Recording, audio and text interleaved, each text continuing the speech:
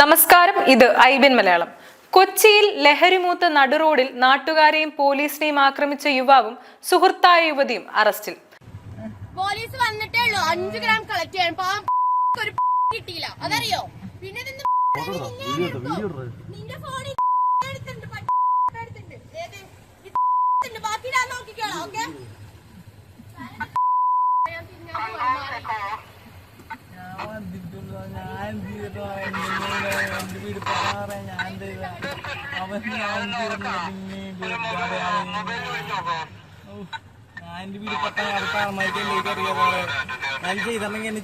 പാലാരിവട്ടം സംസ്കാര ജംഗ്ഷനിൽ ഇന്നലെ രാത്രി 12 മണിയോടെയാണ് നാട്ടുകാരെ ഒരു യുവാവും യുവതിയും ആക്രമിക്കുമെന്ന പരാതിയെ തുടർന്ന് പോലീസ് എത്തിയത്.